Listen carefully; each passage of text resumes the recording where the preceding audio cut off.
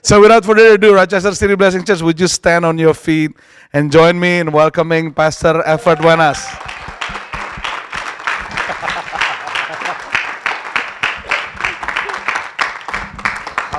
Okay. Please have a seat. Yeah. Well, it is the Lord. Itu pekerjaan Tuhan, bukan saya, Bapak Ibu, dan saya percaya bahwa kalau saya bisa ada di tempat ini seperti sekarang, itu karena kasih dan kemurahan Tuhan. Dan juga seperti tadi dibilang, he's my big brother. Ya, dia itu Pastor Z yang banyak membentuk kehidupan saya. Dan bukan hanya membentuk secara firman ya, tapi membentuk dalam setiap aspek kehidupan ya. Mulai dari cara makan, mulai dari segala macam sampai daily life, kehidupan setiap hari ya. Kami dulu sama-sama pernah tinggal di rumahnya Pastor Z, itu di Riverside sana. Ya, di sana saya bertumbuh banyak, belajar tentang Tuhan. Di situ saya belajar untuk melayani Tuhan, dan bahkan Pastor Z yang banyak melatih saya untuk bagaimana punya compassion, punya heart, untuk punya hati untuk orang yang belum kenal Tuhan ya. Dan saya mau mengatakan, I just want to tell you that you're blessed to have Pastor Z and of course also Pastor Ronald to have you as your pastors. Haleluya. Tadi udah diperkenalkan ya, saya ngomong-ngomong, saya tuh graduate-nya di Toronto, sebenarnya bukan dari Toronto tapi dari Eastern Pentecostal Bible College, itu 1,5 jam dari Toronto. Tapi nama Bible College-nya udah ganti, bukan lagi Eastern Pentecostal tetapi it's it's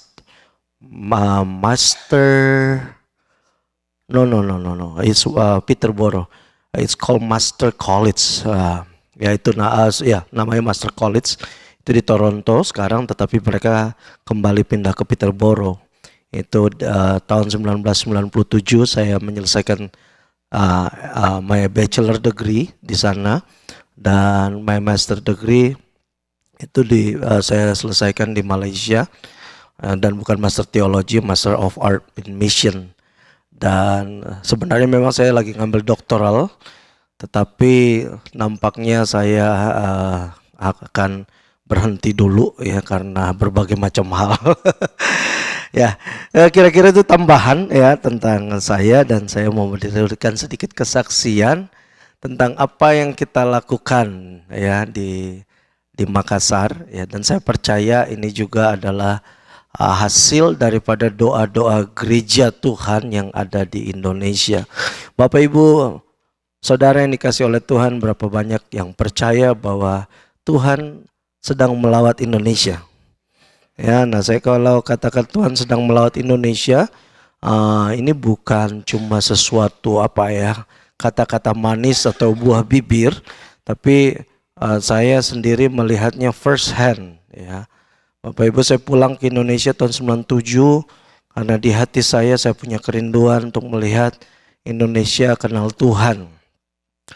Dan saudara ya, kita berdoa, gereja-gereja di Indonesia berdoa sejak dulu ya. Waktu saya pindah ke Amerika ya, gereja-gereja Tuhan yang ada di Amerika juga ya, kita selalu berdoa buat Indonesia.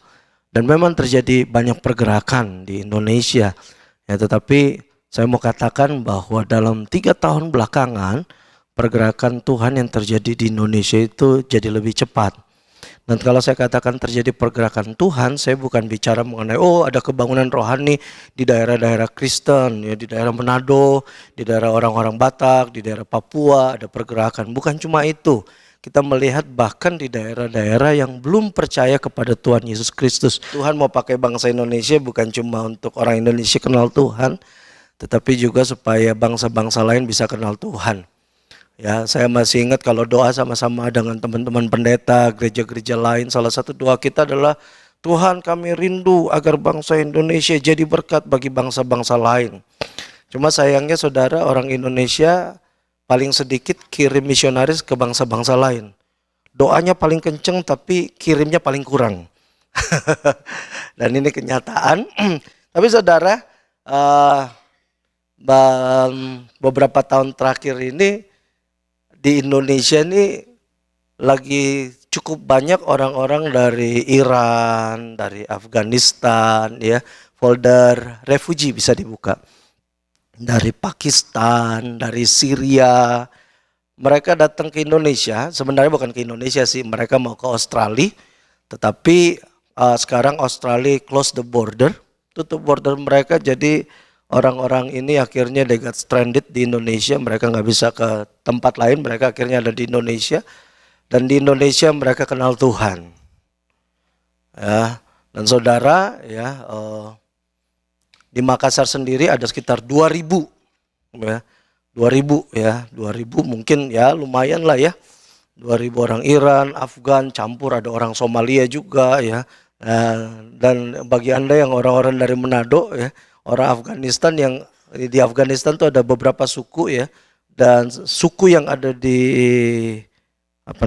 di Indonesia itu namanya suku Hazara, dan mereka itu rupanya mukanya mirip orang-orang Manado. Ya. Saya waktu ngeliat ketemu mereka, loh kok mirip ya dengan muka bapak saya ya. Mukanya mirip om saya gitu. Ya, dan mereka rupanya memang orang-orang Mongolia yang migrasi ke Afghanistan. Ratusan tahun yang lalu waktu zamannya Genghis Khan. Nah, jadi di Makassar kita ada 2 kali ibadah pertama ibadah bahasa Indonesia, kedua ibadah bahasa Inggris diterjemahkan ke dalam bahasa Farsi. Jadi di Makassar ya, jemaat kita bukan cuma orang Indonesia tapi orang Afgan, orang Iran, orang Syria, Somalia dan lain hal sebagainya. Ya, jadi kita jadi berkat buat bangsa-bangsa. Dan ini juga, dan sekali lagi ini juga adalah hasil doa Anda semua juga. Dan juga sebagian daripada apa yang Pastor Z tabur, gereja ini tabur, masuk ke sini juga. Ya, jadi Anda punya deposit buat bangsa-bangsa. Ya, haleluya. Mungkin bisa dibuka Villages. Nah, yang kemudian berikutnya ya, kita di Makassar juga mempunyai mission school. Ya, beberapa tahun yang lalu Tuhan kasih kita visi untuk menjangkau orang-orang yang hidup di pedalaman. Bagi Anda yang dari Papua ya, atau dari daerah Sulawesi Selatan atau Sulawesi Tengah, kalau saya ngomong pedalaman mungkin Anda bisa nyambung ya. Kalau Manado terus terang kalau mau bilang pedalaman masih belum pedalaman ya.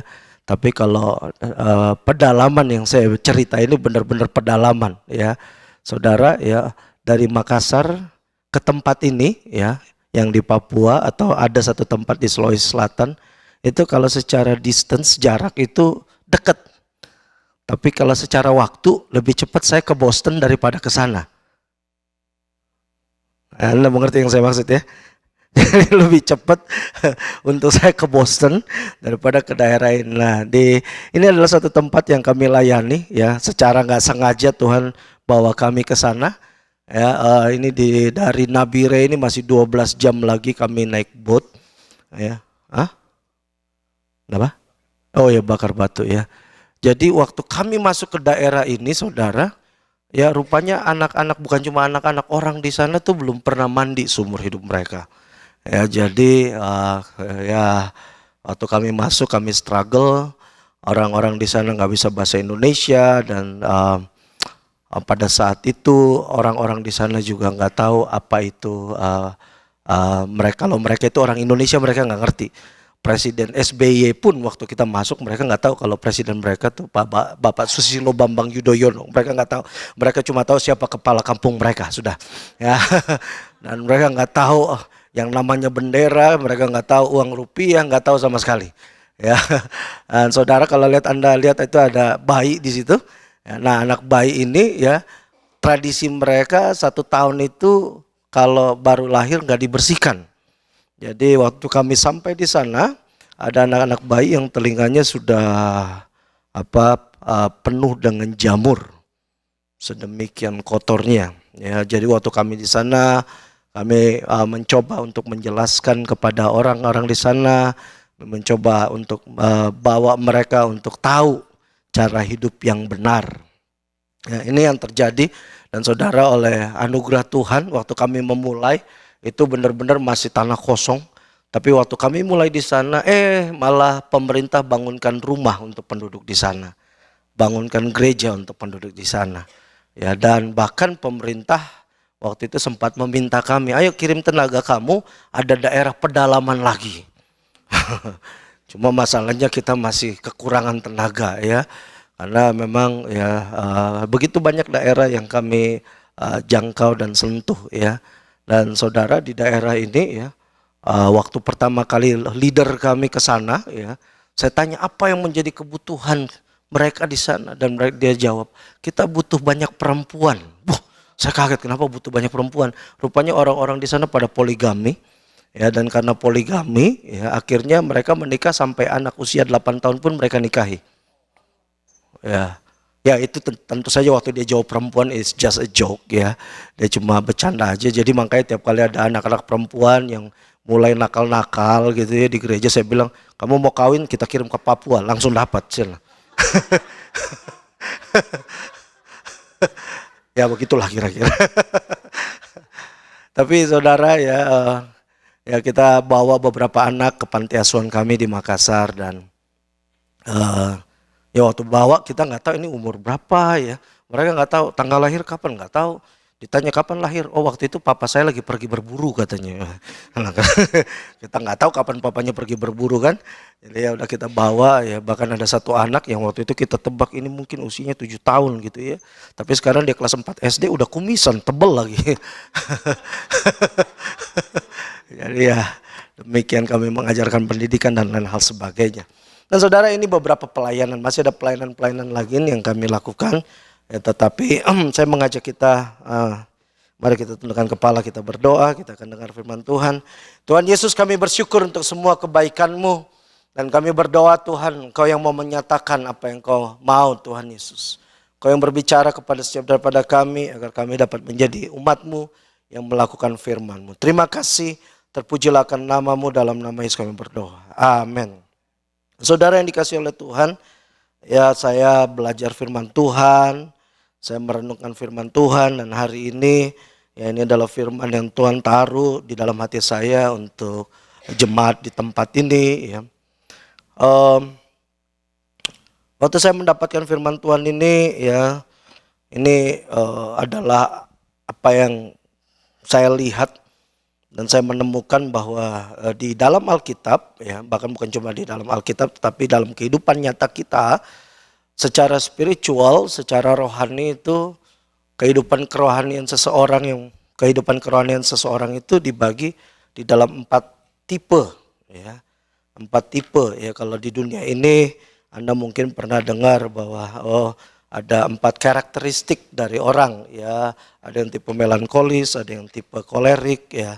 Ada yang tipe, dan 2 lagi yang saya nggak terlalu ingat, ya, sanguin dan pragmatis ya. Ada 4 tipe tersebut.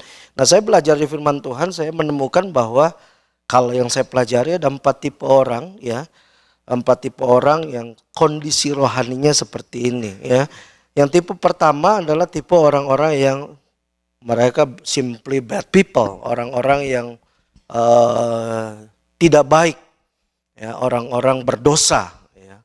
Sebelum kita kenal Tuhan, kita semua adalah orang-orang yang berdosa. Ya, kita jauh dari Tuhan.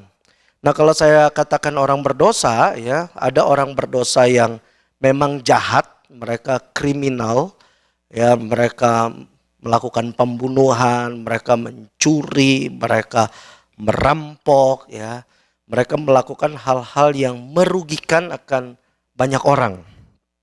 Ya.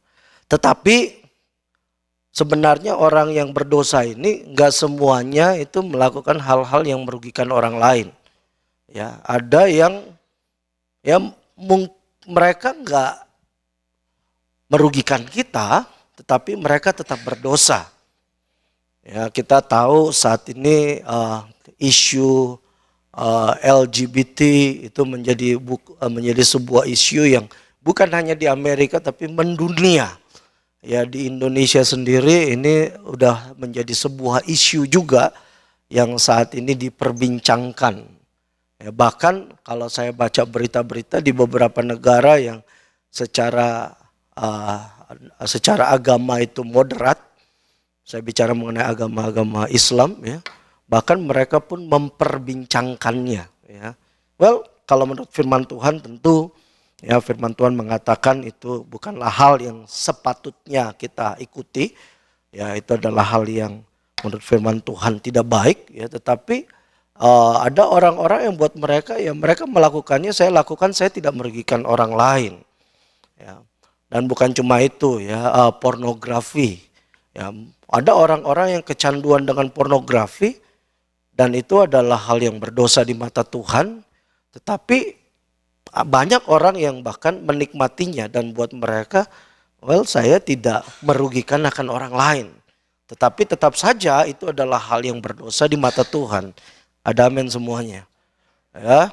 Oh, ada orang-orang yang mungkin, ya, kita nggak membunuh, cuma kita suka aja pakai crack, ya, kita pakai drugs di rumah, ya kita lakukan ini, ya, dan kita nggak mencoba untuk membuat orang lain terjerumus, tapi kita menikmati saja. Ya, ya mereka adalah orang-orang yang hidup di dalam dosa, ya. Bahkan di negara-negara komunis, ya ada orang-orang komunis yang kelihatannya baik, tapi itulah hidup mereka dan mereka tidak merasa bahwa itu adalah sebuah kesalahan. Tapi saudara, ya, Anda harus tahu bahwa yang namanya dosa itu menjauhkan kita daripada Tuhan. Padahal sesungguhnya Tuhan menginginkan kita untuk kita menjadi serupa dengan Dia. Ya, Anda diciptakan untuk menjadi serupa dengan Allah. Dan dosa membuat hubungan kita terputus dengan Allah. Ya, itu yang pertama yang saya lihat di dalam kehidupan daripada kerohanian daripada orang yang di dalam firman Tuhan. Dan yang kedua, tipe yang kedua adalah orang-orang yang mereka dipakai Tuhan, ya, di awal daripada kehidupan mereka, tetapi kemudian mereka jatuh untuk melakukan hal yang jahat. Ya, mereka adalah orang-orang yang dipakai Tuhan, ya. Mereka kenal Tuhan di awal hidup mereka, tetapi kemudian mereka berbalik daripada jalan-jalannya Tuhan, ya. Coba kita buka, bukan buka sih, Anda bisa catat ayatnya saja. Itu ada di 1 Raja-Raja pasal yang ke-11, ya, sampai 1 Raja-Raja pasal yang ke-13. Di situ disebutkan ada seorang raja yang namanya Raja Yerobeam. Ya, Raja Yerobeam ini adalah raja Israel yang pertama setelah kerajaan Israel dan kerajaan Yehuda terpecah, ya. Kita tahu bahwa pertama kali raja pertama Israel adalah Raja Saul. Setelah Raja Saul digantikan Raja Daud. Setelah Raja Daud digantikan Raja Salomo, ya. Nah, setelah Raja Salomo, ya, rupanya Allah membuat kerajaan Israel terpecah menjadi 2 kerajaan, yang satu kerajaan Israel dengan 10 suku, dan itu dipimpin oleh Raja Yerobeam. Dan yang kedua dipimpin oleh Raja Rehabeam yang merupakan anak daripada Raja Salomo. Nah, terus terang saya bertanya-tanya sama Tuhan, kenapa ya kok Tuhan milihnya Raja Yerobeam? Ya, kenapa bukan orang yang lain yang takut Tuhan? Nah, kalau saya pelajari dalam firman Tuhan, Raja Yerobeam ini pertama dipilih adalah orang yang baik. Ya, bukan orang raja yang memberontak, bukan, tetapi orang yang baik. Tetapi kemudian pada saat dia sampai pada titik kekuasaan, dia memiliki tahta, dia memiliki kekayaan, dia lupa Tuhan dan dia meninggalkan Tuhan. Ya, saudara, ya, saya cuma mau ingatkan, ya, bahwa banyak di antara kita, banyak manusia, ya, pada saat mereka susah, ya mereka cari Tuhan. Tetapi pada saat mereka sampai di titik di mana mereka diberkati, mereka mendapatkan kehidupan yang selayaknya, mereka meninggalkan Tuhan. Mungkin gak meninggalkan Tuhan secara penuh, masih ke gereja sih, tapi hidupnya udah gak beres. Ya, hidupnya udah gak benar. Ya. Masih melayani, kadang masih pelayanan di gereja, tetapi hidupnya sudah jauh daripada Tuhan. Saya melayani anak-anak muda yang ya datang ke gereja, tetapi hati mereka nggak melekat sama Tuhan. Saudara, Anda bisa ada di dalam gereja, tetapi hati Anda jauh daripada Tuhan. Anda bisa melayani, tapi Anda rasa kering di sini. Dan ini yang seringkali terjadi kepada banyak orang percaya. Ada satu festival di Amerika yang udah dilakukan selama berpuluh-puluh tahun. Festival ini dimulai di sekitar tahun 90-an ya. Festivalnya namanya Festival Burning Bush.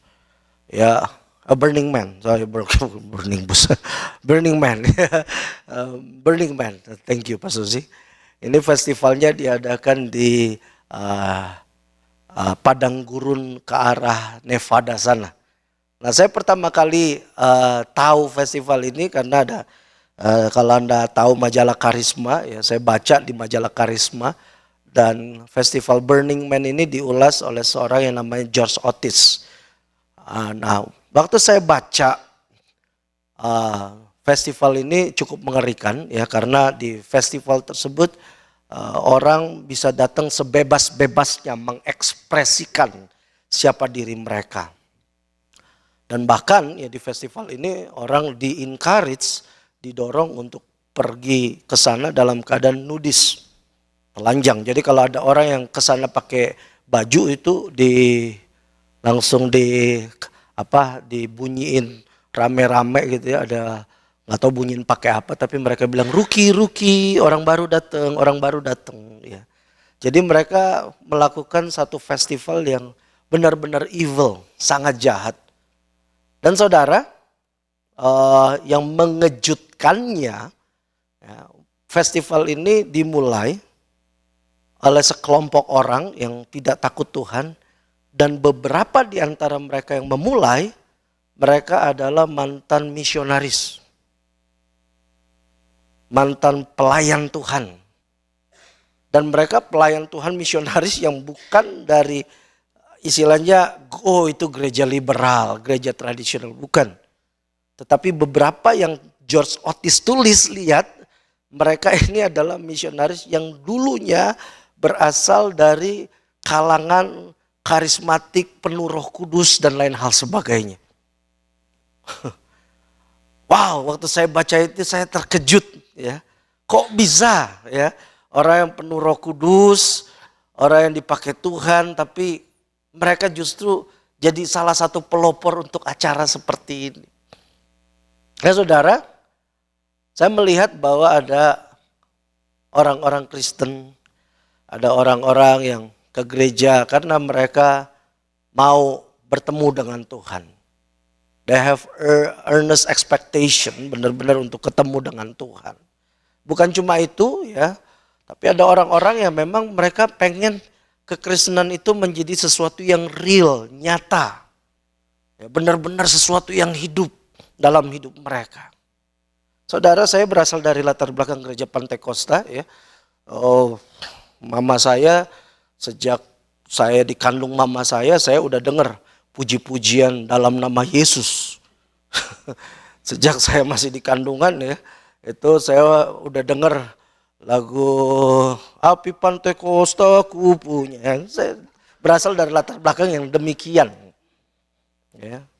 Dan saudara, ya saya waktu dari kecil mama saya sudah bawa saya ke gereja ya, untuk hadir di gereja ya. Dan saya masih ingat waktu saya masih kecil ibadah, kami mempunyai sebuah tradisi kalau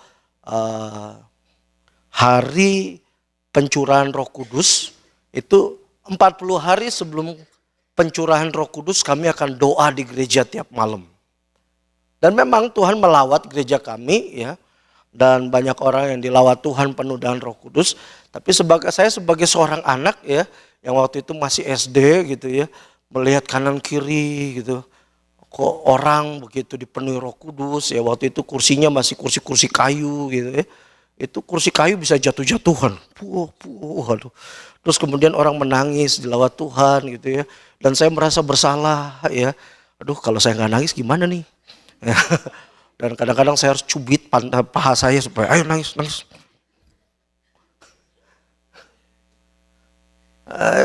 Kita mau untuk dilawat Tuhan gitu ya.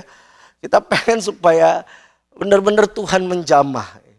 Dan itu terjadi ya, dan bukan cuma saya tetapi ada teman-teman yang kayak kami pengen Tuhan itu nyata dalam kehidupan. Dan saudara, ya sampai saya ke Amerika pun saya pengen untuk dilawat Tuhan ya. Kami ingat waktu itu dengan Pastor Zik, gereja kami mengalami lawatan Tuhan ya. Waktu itu waktu zamannya Toronto Blessing, bagi Anda yang ingat, era tahun 93 sampai 95, 96, Pensacola ya. Banyak yang ngalamin lawatan Tuhan. Tapi ada saat-saat di mana saya cari Tuhan, kok biasa aja ya. Kok kayaknya nggak terjadi apa-apa. Dan kemudian saya belajar dalam firman Tuhan, bahwa iman kita itu jangan tergantung sama perasaan. Iman kita harus bergantung kepada kebenaran firman Tuhan. Bukan berarti kita nggak cari Tuhan, bukan. Cari Tuhan sungguh-sungguh. Tapi jangan sampai pengalaman kita di masa lalu, kemudian kita anggap bahwa kalau pengalaman ini tidak terjadi dalam hidup kita, kita tidak dilawat Tuhan. Dan ini yang waktu saya pelajari firman, wow, rupanya kalau Tuhan mau lawat kita, Tuhan lawat kita dengan berbagai macam cara. Bukan dengan istilahnya pengalaman masa lalu kita, bukan. Tapi berbagai macam cara. Dan waktu saya pelajari firman, saya menemukan bahwa ada kalanya bahkan kita gak merasa Tuhan waktu kita mencari Tuhan. Tetapi apakah Tuhan tidak ada? Tuhan tetap ada. Cuma masalahnya kita seringkali tertipu dengan perasaan kita. Saudara, waktu saya belajar tentang Abraham, saya bisa bayangkan betapa frustasinya Abraham. Umur 75 tahun. Tuhan datang sama Abraham, Tuhan berfirman sama Abraham, dia pasti ngalami lawatan Tuhan. Dia katakan, Abraham, aku akan memberkati engkau, aku akan membuat namamu masyhur, aku akan membuat keturunanmu banyak, dan olehmu semua kaum di muka bumi akan mendapat berkat. Oh saudara, siapa yang gak suka kalau dilawat Tuhan seperti itu? Saudara ya, saya kalau dinubuatkan udah wah haleluya Tuhan. Wah, makasih Tuhan. Tapi saudara, ya kalau kita baca di Kejadian 15 waktu Abraham usia 85 tahun, dia dalam situasi yang saya percaya sudah putus asa.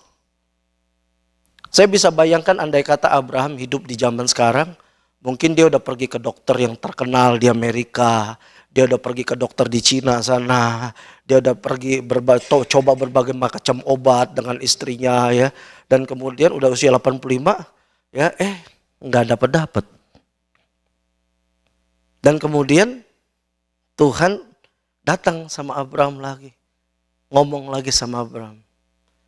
Dan pada saat itu Abraham katakan sama Tuhan, Tuhan udahlah Tuhan, biarkanlah hambaku ini, biar dia yang jadi penerusku. Tapi kemudian Tuhan katakan tidak Abraham, tidak. Kamu keluar dari tenda kamu. Dan Abraham keluar. Dan kemudian Abraham lihat, Tuhan suruh Abraham lihat, Abraham coba lihat bintang di langit. Dan saudara, saya yakin bintang di langit zamannya Abraham dengan bintang di langit zamannya kita pasti jauh beda. Apalagi kalau yang tinggal di Jakarta, ya udah nggak lihat lagi bintang. Nah saudara, waktu dia lihat bintang di langit, Tuhan bilang, Abraham, keturunanmu ini seperti ini nih banyaknya. Oh saudara, ya pada saat itu saya yakin Abraham senang. Tapi coba Anda bayangkan, dari tahun dia berusia 75 sampai usia 85, tidak terjadi apa-apa. Dan Alkitab tidak menyebutkan ada suatu lawatan Tuhan dalam hidup Abraham. Bahkan pada masa tersebut Abraham mengalami suatu tantangan. Apa tantangannya? Ya tantangannya adalah dia punya keponakan Lot ini diserbu oleh bangsa lain dan kemudian dijadikan tawanan. Dan Abraham harus pergi berperang. Jadi imannya itu bukan berdasarkan perasaan, tetapi karena percayanya sama Tuhan. Saya sampai saat ini kalau berdoa saya terus mencari wajah Tuhan. Saya terus berusaha untuk istilahnya I want to get God's real in my life. Tapi kenyataannya waktu saya berdoa ada kalanya saya rasa biasa aja sih. Tapi saya yakin bukan berarti Tuhan tidak ada. Tuhan tetap ada. Saudara, kalau Anda baca di dalam kitab Kisah Para Rasul, ada seorang rasul yang bernama Paulus yang kita sangat kenal.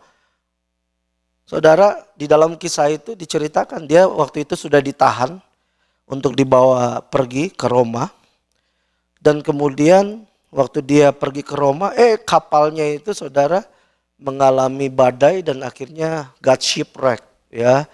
Kapalnya rusak dan akhirnya pada saat itu dia dan beberapa tahanan yang lain hampir dibunuh. Tapi karena penjaga kepala tahanan itu sangat mengasihi Paulus, akhirnya dia dilindungi. Dia sendiri hampir tenggelam. Dia dan semua tawanan harus berenang dalam kondisi di mana ada badai. Dan kemudian waktu dia sampai di pantai, digigit ular. Saudara, kalau kira-kira Anda jadi Paulus, gimana perasaan Anda? Tuhan, kenapa engkau nggak lindungi Tuhan? Halo? Kenapa engkau nggak lindungi Tuhan? Mengapa engkau izinkan sampai badai terjadi, sampai ini terjadi, dan sampai saya digigit ular Tuhan?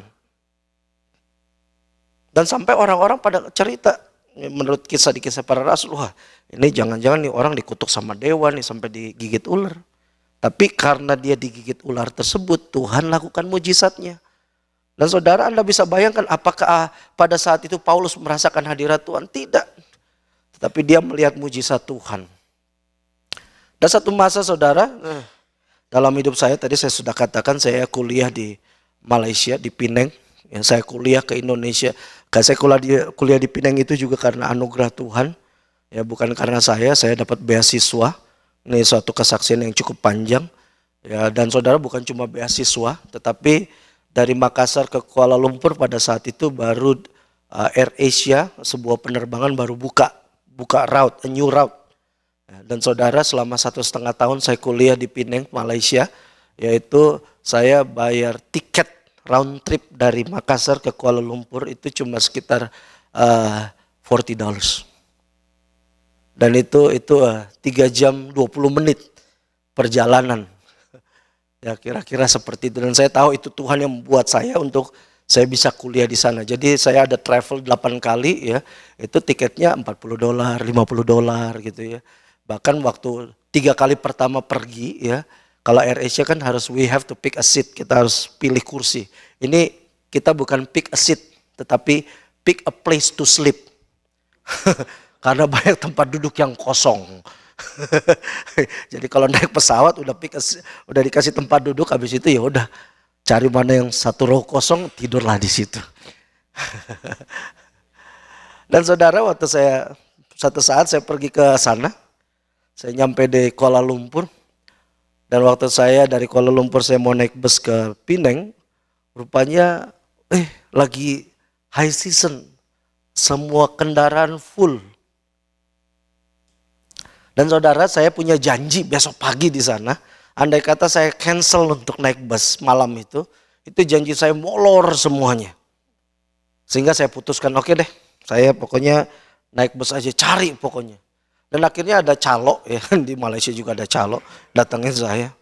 Pak, kalau mau bisa, tapi nggak duduk di kursi, duduknya di tangga bus.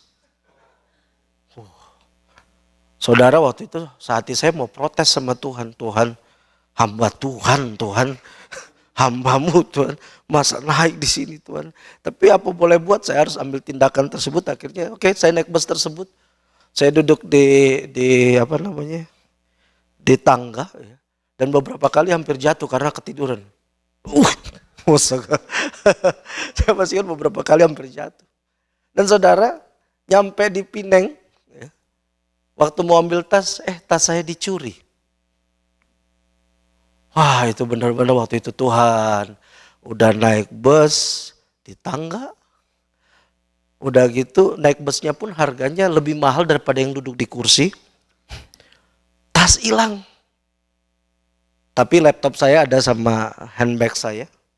Dan kemudian waktu mau ketemu teman saya mau kasih lihat presentasi saya, laptopnya rusak.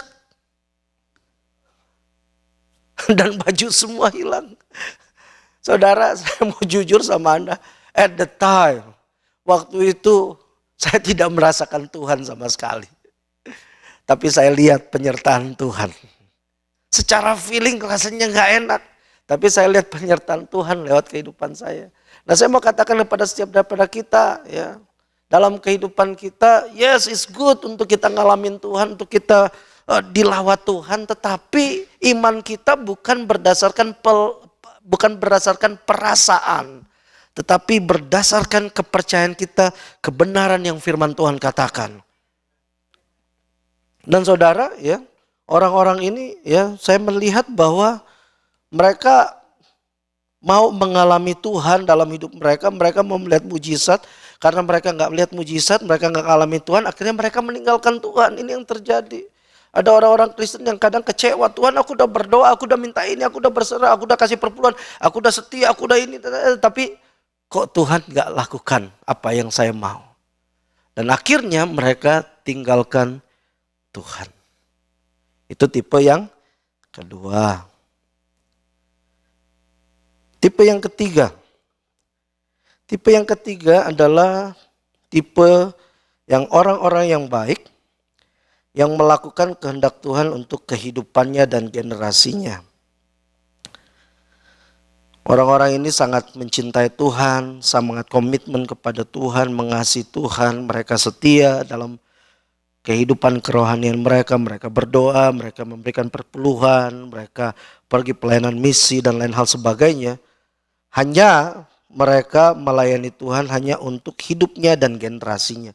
Saya mau ajak kita untuk buka bersama-sama dalam kitab 2 Raja-Raja pasal yang ke-18. 2 Raja-Raja pasal yang ke-18. Kita baca mulai ayat yang pertama.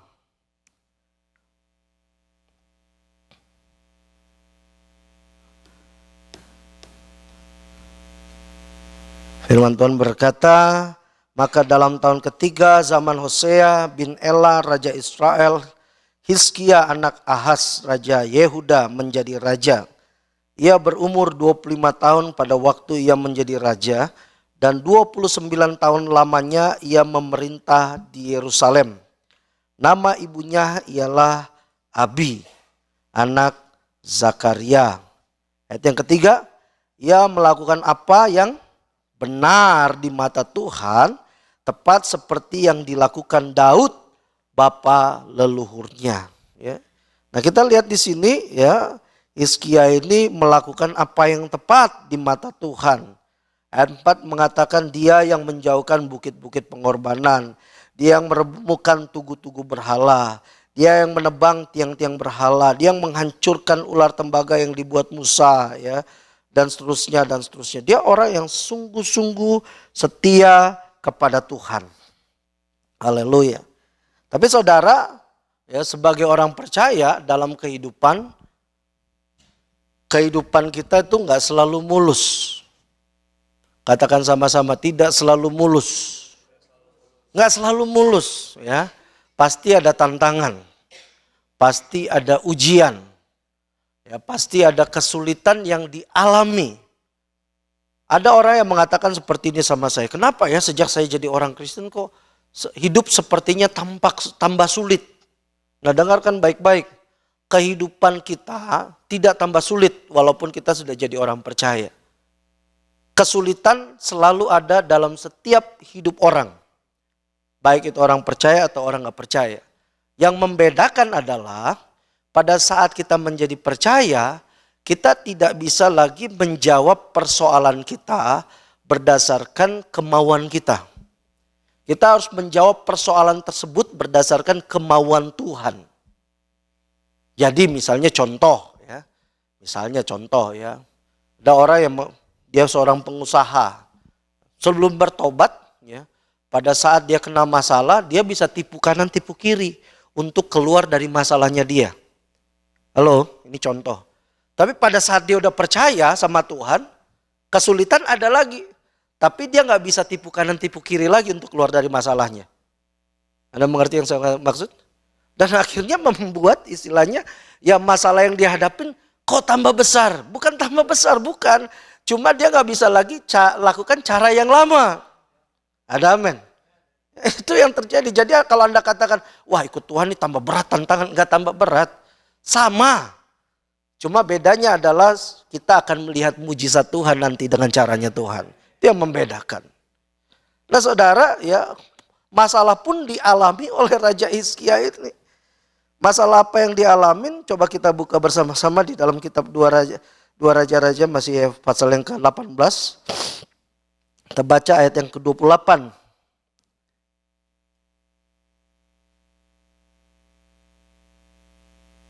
Situ firman Tuhan berkata, tetapi juru minuman agung berkata kepada mereka, adakah Tuanku mengutus aku untuk mengucapkan perkataan-perkataan ini hanya kepada Tuanmu dan kepadamu saja? Bukankah juga kepada orang-orang yang duduk di atas tembok, yang memakan tainya dan meminum air kencingnya bersama-sama dengan kamu?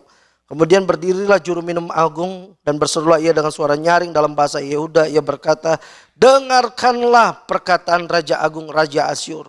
Beginilah kata Raja, janganlah Hizkia memperdaya kamu, sebab ia tidak sanggup melepaskan kamu dari tanganku. Janganlah Hizkia mengajak kamu berharap kepada Tuhan dengan mengatakan tentulah Tuhan akan melepaskan kita dan kota ini tidak akan diserahkan ke dalam tangan Raja Asyur. Nah saudara yang dikasih oleh Tuhan, ya dalam kisah ini pada saat itu kerajaan Yehuda sedang berada di bawah tekanan. Jadi ada sebuah raja yang bernama berasal dari Syria, ya, yang begitu kuat, yang begitu perkasa, yang pada saat itu mau menjajah kerajaan Yehuda. Ya, samalah contohnya seperti ya ada sebuah negara yang super power gitu ya, melawan negara yang kecil. Ya, tentu saja sangat mudah untuk negara super power tersebut menguasai negara yang kecil tersebut. Nah jadi waktu itu kerajaan Yehuda hidup aman, tentram, takut akan sama Tuhan di bawah pemerintahan Hizkia. Cuma mereka mendapatkan serangan dari sebuah kerajaan yang besar. Dan secara logically, ya, secara logis nggak mungkinlah kita menang perang lawan raja inilah. Mustahil. Mereka punya tentara yang banyak, kekuatan yang sangat besar, dana perang yang sangat besar. Mana mungkin bisa lawan negara ini? Itu kejadiannya kira-kira seperti itu. Saudara Hizkia waktu ngalamin ujian ini dia merasa Tuhan, kita kan udah ikut kamu, kita udah setia sama kamu, tapi kenapa justru mau dijajah? Halo? Berapa banyak di antara kita yang ada kali Tuhan saya udah ikut kamu, Kak, saya udah setia, tapi kok diberhentikan dari tempat kerja. Tuhan saya udah setia tapi kena tipu. Tuhan saya udah setia tapi malah dicurangin. Tuhan saya udah melakukan segala hal untuk kamu, tapi kenapa sepertinya Tuhan gak tolong? Itu kira-kira yang terjadi, ada suatu ancaman kepada Raja Hizkia. Dan kemudian kalau Anda baca di dalam 2 Raja-Raja pasal yang ke-19, kita baca di situ. Segera sesudah Raja Hizkia mendengar itu, mendengar ancaman daripada kerajaan tadi Asiria, dikatakan dikoyakannya lah pakaiannya dan diselubunginya badannya dengan kain kabung. Lalu masuklah ia ke rumah Tuhan. Disuruhnya lah juga Eliakim kepala istana, Sebna panitera negara dan yang tua-tua di antara para imam dengan berselubungkan kain kabung kepada Nabi Yesaya bin Amos. Berkatalah mereka kepadanya, beginilah kata Hizkia, hari ini hari kesesakan, hari hukuman dan penistaan, sebab sudah datang waktunya untuk melahirkan anak, tetapi tidak ada kekuatan untuk melahirkan. Mungkin Tuhan Allahmu sudah mendengar segala perkataan juru minuman agung yang telah diutus oleh Raja Asyur tuannya untuk mencela Allah yang hidup, sehingga Tuhan Allah mau memberikan hukuman kepada perkataan-perkataan yang telah didengarkannya. Jadi saudara Hizkia pun waktu dengar ini, dia bukan cuma doa, tapi dia puasa, dia berseru sama Tuhan. Tuhan, gak ada lagi jalan nih Tuhan, gimana nih caranya Tuhan? Berapa banyak di antara Anda yang pernah mengalami masalah yang begitu berat, sampai sepertinya, aduh, saya udah gak bisa ngapa-ngapain. dalam hidup saya. Salah satu titik terberat dalam kehidupan saya itu di era tadi tahun sekitar 2003 sampai 2006.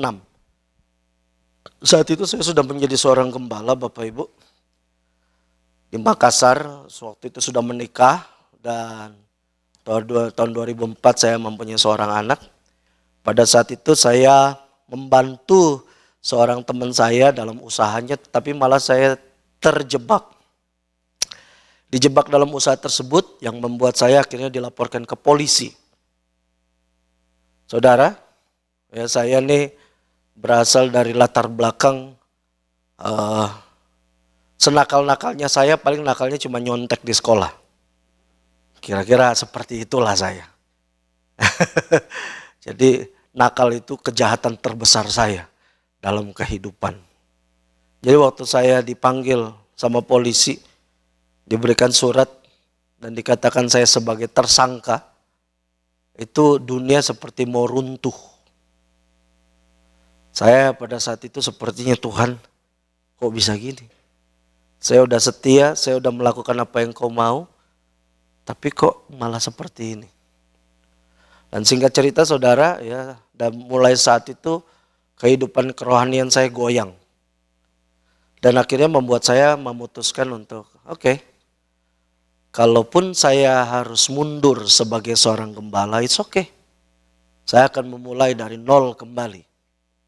Dan waktu itu saya ngomong sama ketua sinode di Indonesia, saya bilang, Pastor, I want to resign. Dan kemudian ketua sinodenya waktu itu, Pastor Kong bilang, no, don't resign. Jangan mundur. Waduh, saudara, kalau ya biasalah organisasi gereja ada kasus begini, adalah lebih baik kalau orangnya mundur. Ya, untuk istilahnya udahlah, biarin aja, nggak usah pelayanan dulu. Dan saudara, setelah itu karena nggak diizinin mundur, akhirnya saya kumpulkan leader saya, para pelayan. Saya ngomong kepada mereka, kejadian seperti ini. Dan saya mau undur. Saya berharap mereka menyetujui, mereka malah bilang, no pastor, we are behind you. Kami berdiri di belakang kamu. Terus lakukan pelayanan. Saudara, saya waktu itu sampai pada di titik di mana saya udah gak bisa khotbah lagi. Beneran, kalau saya ngomong gak bisa khotbah, bener-bener gak bisa khotbah. Udah gak tahu mau ngomong apa. Kata-kata apa yang pantas untuk disampaikan saya gak tahu lagi. Karena saya merasa bahwa ini benar-benar suatu kesalahan yang besar yang saya alami dalam kehidupan. Sampai saya ada di titik di mana kalau ada jemaat baru di gereja gitu ya, itu saya paranoid, saya kira itu polisi. Saya tuh sampai tidur itu sampai kedinginan padahal AC nggak nyala, sampai bulu kuduk berdiri, hal-hal seperti itu terjadi. Saya masih ingat satu hari Minggu, ya saya udah nggak bisa khotbah lagi, tiba-tiba ada teman saya telepon, Everett mau nggak nih? Ada pembicara dari Oregon. Wah, saya langsung, puji Tuhan, haleluya. Rasanya, waduh, terima kasih Tuhan. Dan saya bilang, oke, ya, boleh, mau. Terus tapi kemudian saya bilang, tapi kamu yang terjemahkan ya. Kebetulan teman saya seorang penterjemah juga. Dia bilang, aduh, kamu kan bisa. Saya bilang, enggak lah, nggak apa-apa, saya mau menikmati firman. Dia bilang, ya udah deh, besok saya terjemahkan. Oke. Besok hari Minggunya saudara, ya saya datang tempat ibadah.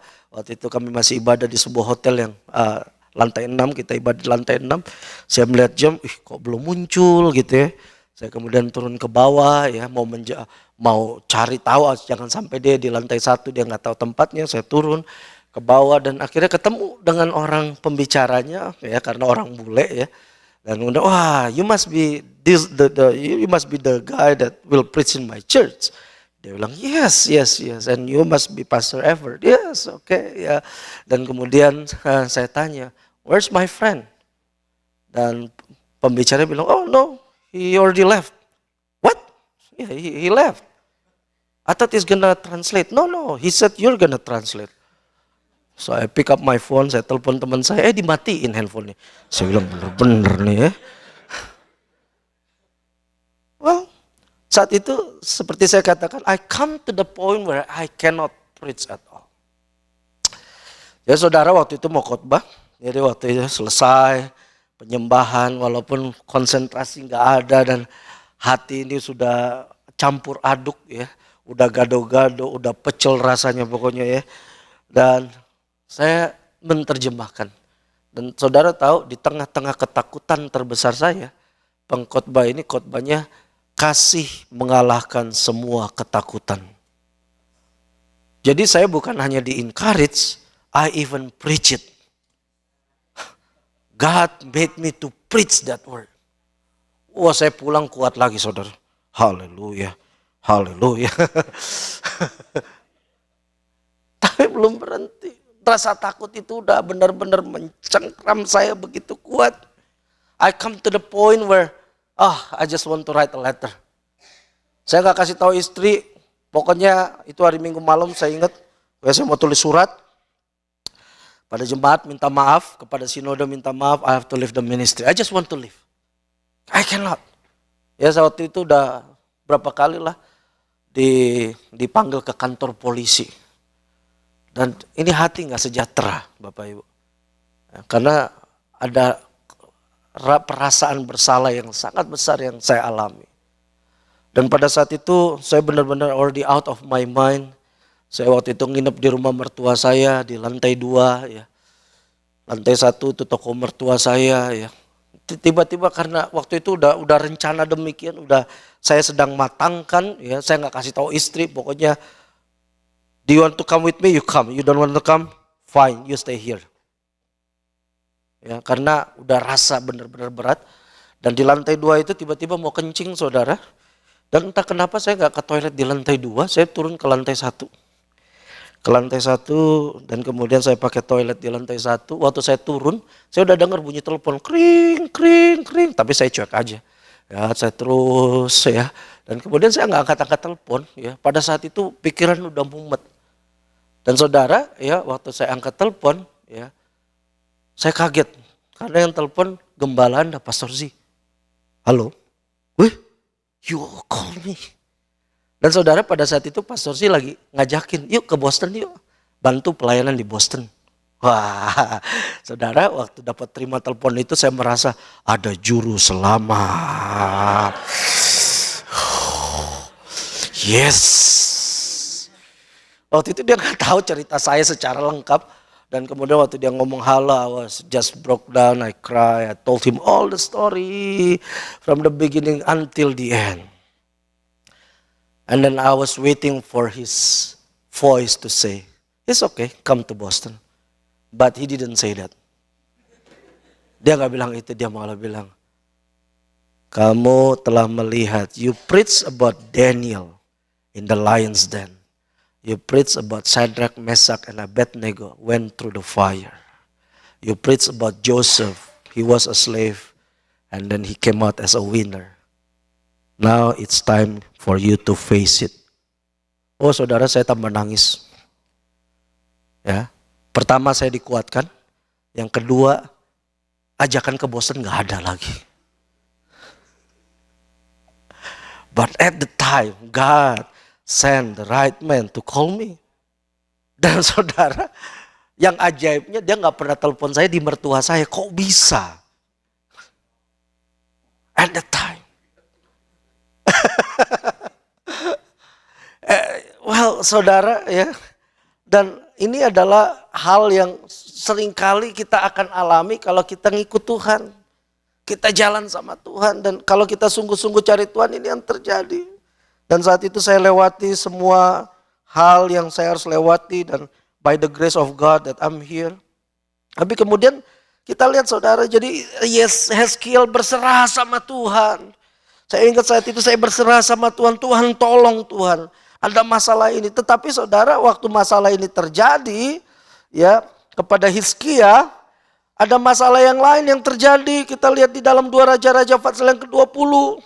Jadi waktu kerajaan Yehuda dikepung dan pada saat itu kerajaan Yehuda mengalami kesulitan, bukannya mereka mengalami kemenangan lewat masalah mereka.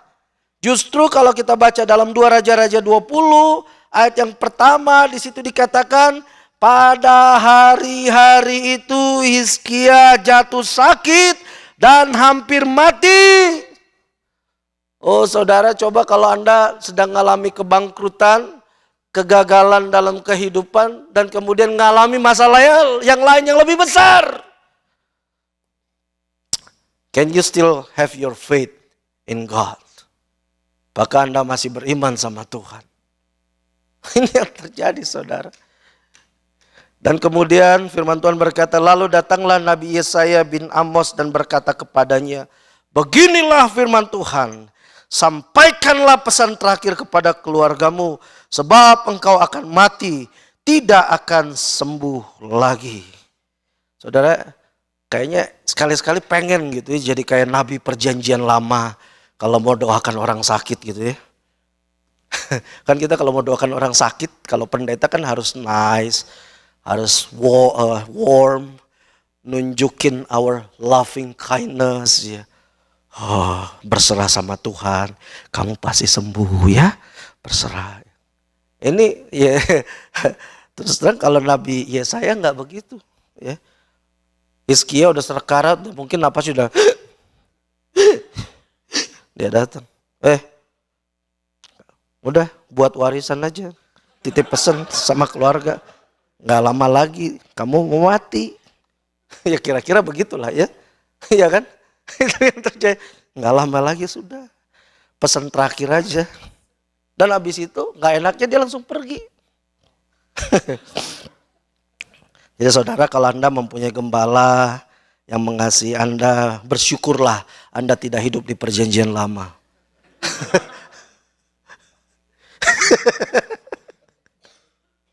Ayat yang kedua, lalu Hizkia memalingkan mukanya ke arah dinding dan ia berdoa kepada Tuhan. Tuhan, ingatlah kiranya bahwa aku telah hidup di hadapan-Mu dengan setia dan dengan tulus hati, dan bahwa aku telah melakukan apa yang baik di mata-Mu. Kemudian menangislah Hizkia dengan sangat. Jadi Hizkia nangisnya bukan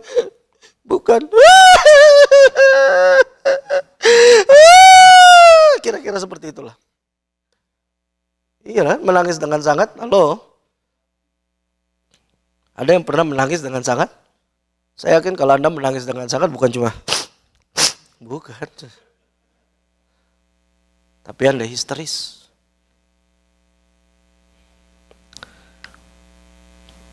Saudara, kalau kita terus baca kisah daripada Hizkia,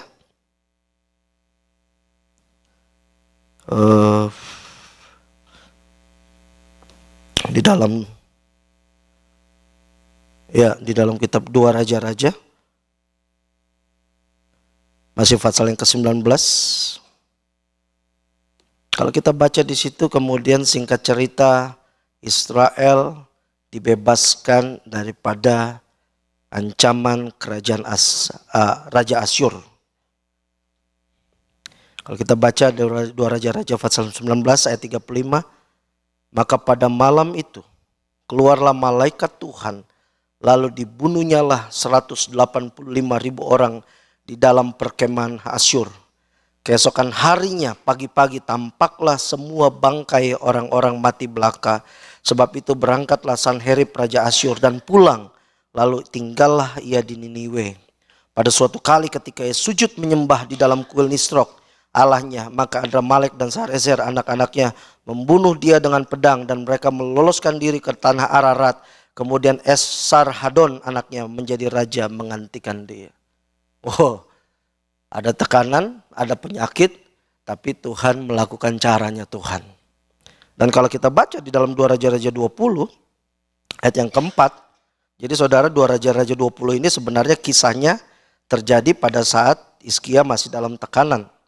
Ayat yang keempat di situ dikatakan, tetapi Yesaya belum lagi keluar dari pelataran tengah, tiba-tiba datanglah firman Tuhan kepadanya, baliklah dan katakanlah kepada Hizkia, raja umatku, beginilah firman Tuhan Allah Daud bapa leluhurmu, telah kudengar doamu dan telah kulihat air matamu, sesungguhnya aku akan menyembuhkan engkau, pada hari yang ketiga engkau akan pergi ke rumah Tuhan. Oh, jadi saudara, kalau Anda hadapi masalah, berserah sama Tuhan. Karena Tuhan akan berperang ganti kita. Dan ini yang terjadi. Hizkia menang perang dan Hizkia sembuh. Tapi yang sangat disayangkan, saudara, kita lihat di dalam 2 Raja-Raja 20 ayat yang ke-12 sampai ke-19.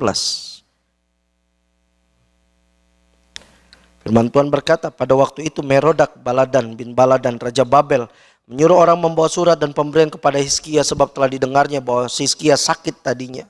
Hizkia bersuka cita atas kedatangan mereka, lalu diperlihatkannya kepada mereka segenap gedung harta bendanya, emas dan perak, rempah-rempahnya dan minyak yang berharga, gedung persenjataannya dan segala yang terdapat dalam perbendaharannya.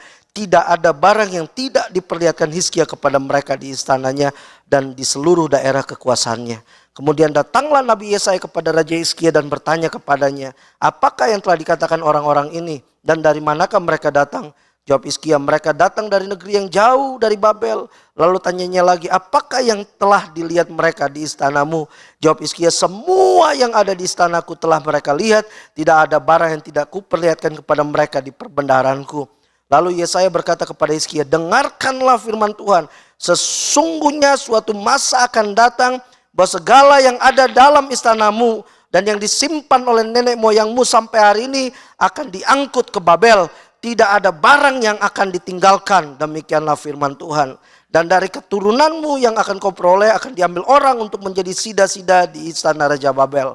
Dan perhatikan baik-baik respon Hizkia kali ini. Ayat 19, Hizkia menjawab kepada Yesaya, sungguh firman Tuhan yang kau ucapkan itu baik, tetapi pikirnya, katanya dalam hatinya, asal ada damai dan keamanan seumur hidupku.